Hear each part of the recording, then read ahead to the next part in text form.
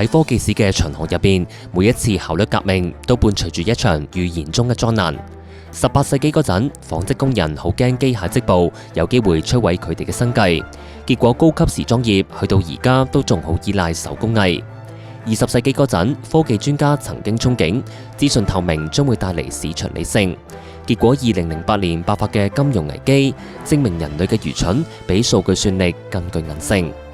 我哋信報嘅專欄作家徐立賢寫咗一篇文章，題目係 AI 真正風險，人類捨棄判斷力。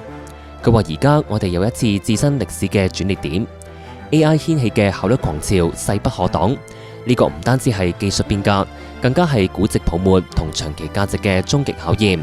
我哋係咪喺度追逐緊下一個互聯網泡沫？呢一次真係會唔一樣？微軟嘅 CEO 納德拉喺最近一次訪問入邊強調 ，AI 係一場算力資源嘅競賽，邊一個俾到更多算力，邊一個就贏到市場份額。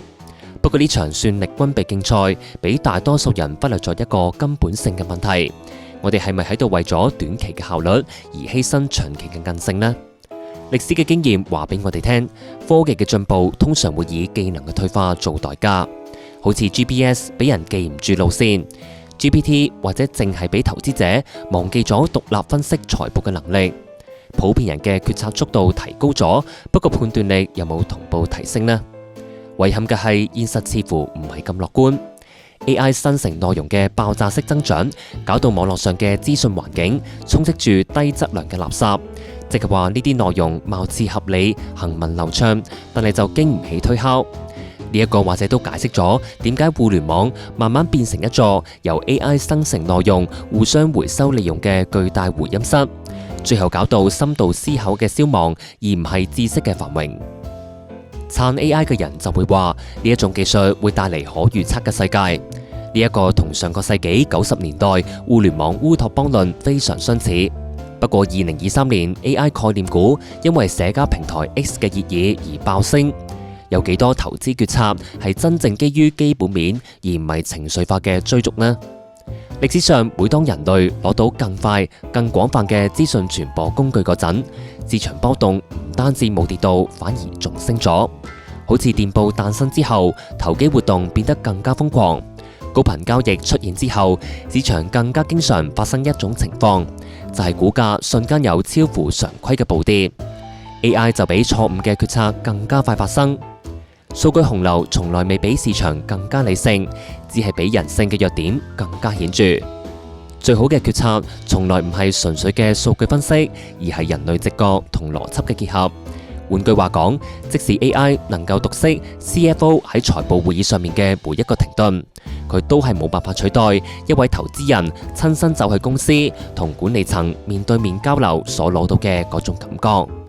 喺呢個 AI 生成嘅資訊充斥嘅時代，真正冇嘅資源再唔係數據，而係判斷力。徐立賢相信呢場 AI 革命最大嘅問題，或者唔係喺技術本身，而係喺我哋點樣用佢。研究世界上最長壽嘅企業，你就會發現嗰啲存活咗幾個世紀嘅機構，從來冇將效率視為唯一嘅成功因素。好似日本嘅通源茶屋，係世界上最古老嘅茶館，去到而家已經經營超過850年，見證咗無數科技嘅進步。不過呢間茶館從來未俾更快、更平嘅茶葉生產模式所取代，因為佢提供嘅唔單單係一杯茶，更加係一種儀式、一種文化，同埋一種冇辦法量化嘅體驗。同樣擁有400年歷史嘅蕭特知音公司，去到而家仍然依賴代代相傳嘅手工技術，而唔係純粹嘅機械化去生產銅筆。呢啲長壽嘅企業絕對唔係偶然，佢嘅價值係喺品味，一種 AI 難以模仿嘅能力。簡單嚟講，品味就係喺數據未證明嗰陣，依然能夠辨識價值嘅能力。如果 AI 俾所有人嘅決策都係一模一樣，咁唯一嘅競爭優勢就係嚟自嗰啲能夠違反 AI 建議，並且堅持獨立判斷嘅人。